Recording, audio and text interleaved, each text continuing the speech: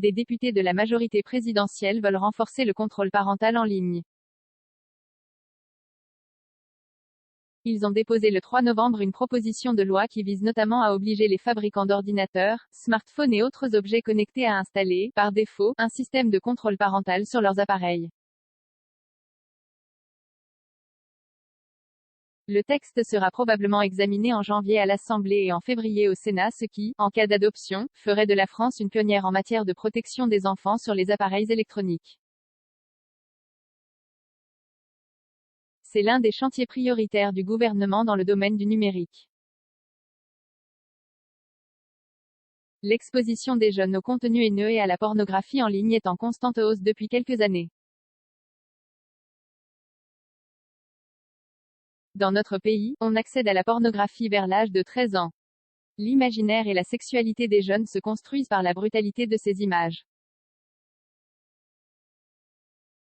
Nous devons les protéger face à ces contenus, avait déclaré Emmanuel Macron lors de son discours à l'UNESCO en 2019.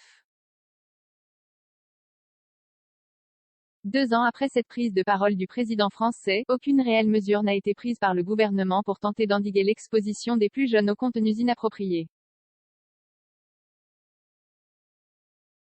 S'il existe actuellement des moyens de filtrage de l'accès à Internet, ils ne sont pas suffisants. C'est la raison pour laquelle des députés de la majorité présidentielle viennent de déposer une proposition de loi, visant à encourager l'usage du contrôle parental sur certains équipements et services vendus en France, permettant d'accéder à Internet.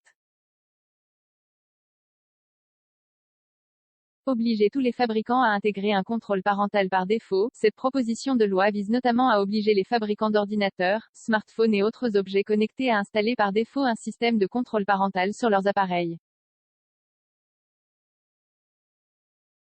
Les équipements ou services permettant d'accéder à Internet vont faire l'objet d'obligations renforcées afin de rendre plus systématique, simple et convivial l'usage par les parents des dispositifs de contrôle, précise le texte.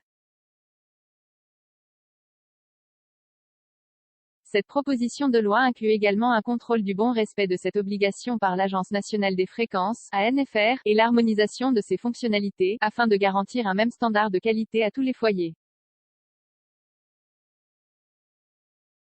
Il y a des enfants qui de façon accidentelle tombent sur des contenus totalement inappropriés pour eux, justifie Bruno Stoder, député LREM du Bas-Rhin et président de la Commission des affaires culturelles de l'Assemblée nationale.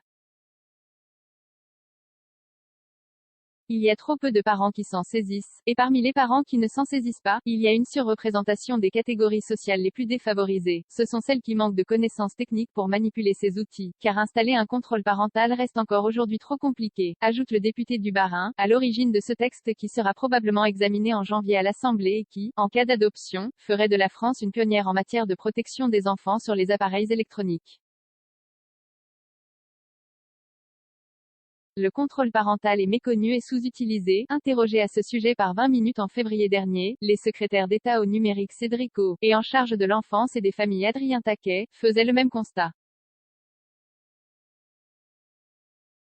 De plus en plus de jeunes sont confrontés à la pornographie et à des contenus inappropriés. À 12 ans, près d'un enfant sur 3 a vu des contenus porno.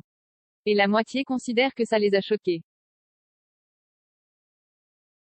Il y a par ailleurs un décalage entre la perception des parents, seulement 7% d'entre eux pensent que leur enfant regarde du porno chaque semaine, alors qu'ils sont 3 fois plus nombreux à le déclarer, avait-il expliqué.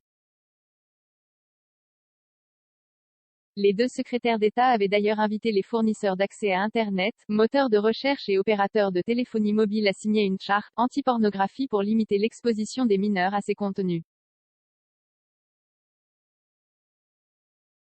Le but étant déjà de mettre en place une solution intégrée de contrôle parental pour protéger les mineurs.